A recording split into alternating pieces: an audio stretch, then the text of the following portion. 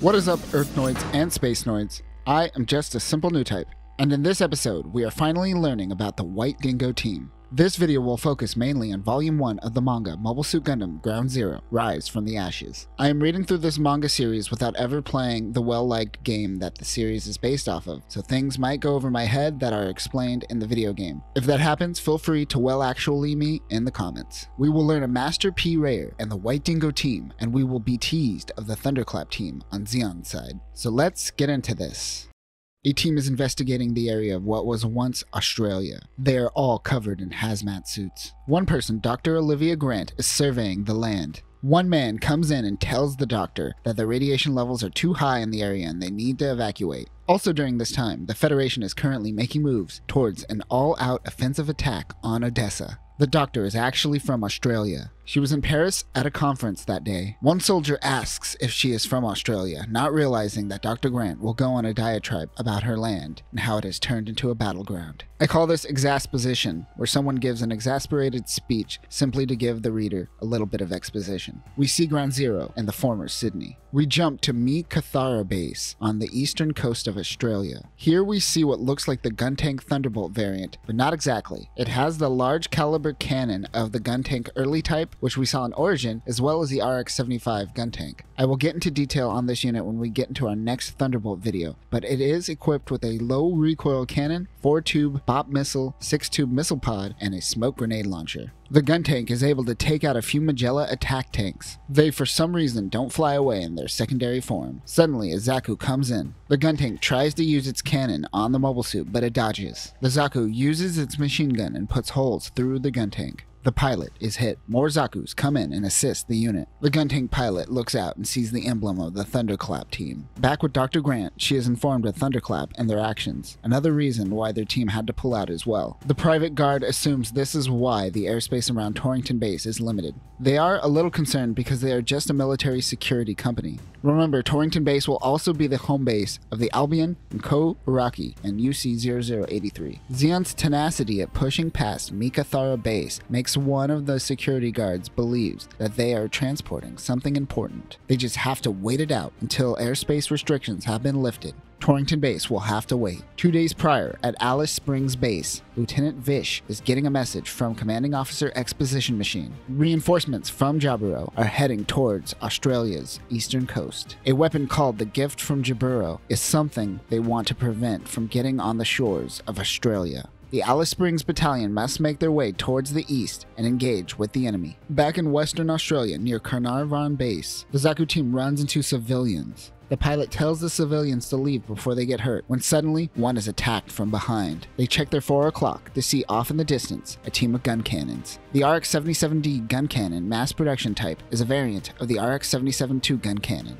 This was deployed near the end of the 1-year war and was developed off the data of the gun cannon Heavy Custom. Like most mass-produced EFF mobile suits, this gun cannon also does not include the core block system. It shares many parts with the RGM-79 GM Command. This was considered the superior unit between this and the RGC-80 GM cannon. The gun cannons can retract into the back of the mobile suit, so it doesn't have as many blind spots as the original. It is also equipped with Vulcans, a 90mm bullpup machine gun, a 100mm machine gun, and a special ceramic composite shield. They continue their assault, taking out a Zaku head and dropping one off a cliff. One Zaku cannon begins firing on the gun tanks. The MS-06K Zaku cannon is designed to be an anti-aircraft mobile suit and functions as a support unit. This unit is essentially a Zaku 2 ground type with a 180mm cannon mounted on its backpack. However, this variant seems to have a 6-tube Gatling gun instead. It also uses a 120mm machine gun, Zaku bazooka, and a Heat Hawk, your typical Zaku loadout. But one new item is the smoke discharger. This unit just so happens to use the smoke discharger, confusing the gun cannons. Out of the smoke comes a goof using the heat wire on one unit. It takes out its heat sword and slices another gun cannon in half. The goof is able to take out the gun cannon team and save the remaining Zakus. The pilot complains about the heat rod being too heavy of a weapon for a close combat. He gets out of the goof to reveal that it is Lieutenant Vish. They must prevent any forces from Torrington Base from making it to Carnarvon Base. One soldier asks if he thinks that it is the gift from Jaburo that they hear about. Vish doesn't believe it is, and it seems that EFF is using this intel to throw Zeon off their track. This area has been in a stalemate for some time, and Vish believes things are about to get interesting. At Torrington Base, Dr. Grant has finally been able to land, but things are still quite secretive here. Grant landed on the outskirts and must be shuttled to her exact location. As she is traveling, one of the Medea ships is loading a mobile suit. She also notices one soldier and his White Dingo team patch. The soldier looks back and yells at the bus to stop. Grant's assistant Plo was taking pictures of the mobile suit. He asks her to delete the photos and submit a full body search. Grant says that she is in charge of Plo and all concerns should go through her. She tells him that she is a geologist here to survey the land. The soldier introduces himself as Master Pierce Ryer. Yep, his name is Master. She goes off on Ryer about how Australia is a pollution disaster and she is here to save it. We are clearly seeing her suffer from survivor guilt. This is a mental illness where people feel they have done something wrong simply by surviving an incident. This isn't solely isolated to Dr. Grant. Many Gundam characters are somewhat motivated by survivor guilt. Ryer interrupts Dr. Grant and says he deleted the photos and they are free to go. He walks away but mentions that he is quite proud that he was transferred here. It seems he is an Australian native. Ryer heads to the Medea and looks at 3 GMs docked along with the Oasis. The Oasis is just the Bloodhound, or hover truck, that we saw used in 8th MS Team. Check out our 8th MS Team coverage to learn more about the hover truck, but its core feature is the underground sonar and its intel gathering abilities. He meets up with Bob Rock, a former comrade. He seems familiar with his work as a mechanic and his gyms specifically. He heads to the comm station to talk to Lieutenant Commander Stanley. He gets the Lieutenant Commander on the comms. The commander tells him that the goal of this mission is the capture of Alice Springs, Darwin, and Adelaide, starting with Alice Springs. Their plan is to spread out Zeon forces until they can be flanked into oblivion. The Red Possum unit is on its way to Alice Springs. White Dingo will be dropped off near Red Possum and supporting their advance. He has been specifically handpicked for this mission. The commander gives him a second mission as well. They are being assigned a geological team to join them on the front lines as they survey the land.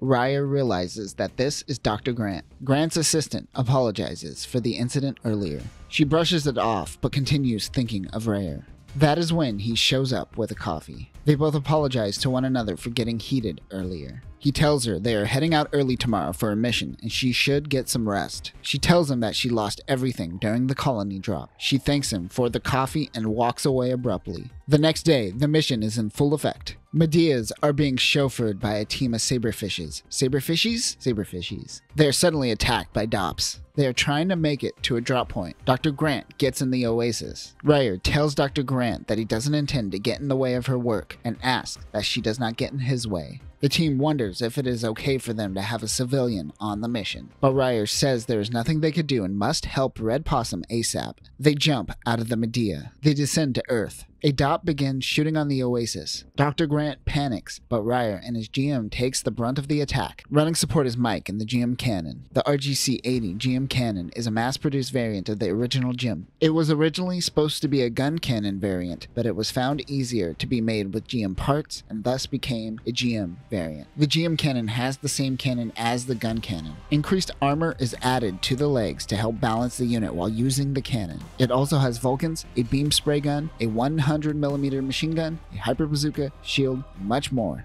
This, like most gyms, make use of all of VFF's weapons. Anita Julianne is piloting the Oasis. She tells Dr. Grant that no one gets left behind, so please stop yelling in her ear. They touch down on Earth, but are met with a Magella attack tank. Anita mentions that the force of the Magella attack tank's 175mm cannon can destroy the armor of the gyms, which is one of the rare times that a character outright gives up power comparisons, and we don't have to rely on the assumptions of physics. Ryer tells her that we work as a team. That is when Lung Li Fai comes in and destroys the tank from behind with a hyper bazooka. Anita sends data to the team of a Gallop in the area. The commander of the Gallop gets a message from the attack Dops and sends out mobile suits to the area. We find out that it is actually Anita in the Oasis that sent out a spoof signal which pretends to be one of their Dop forces. They have run right into their trap.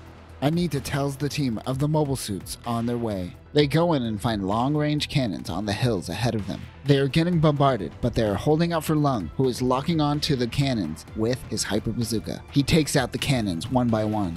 The Gallop commander finally realizes that they have fallen into a trap and have been fed false intel. The Zaku's head to their location from the south, and more are coming in from the left. Mike heads towards the Zaku with his beam saber, powering through his machine gun bullets. He slices the Zaku's head off. More units come in. As 3 units come in, one explodes. Lung blasts one from afar with the Hyper Bazooka, while Mike uses his cannon to attack another. Only one remains, and Rayer goes in and slices the final Zaku. The Gallop Commander is frustrated by his stupidity. He plans on turning the tides at Alice Springs. Their mission is accomplished. Now is the time for Dr. Grant to begin her survey on the land. As she does her survey, the Red Possum team comes through, safe from any attacks.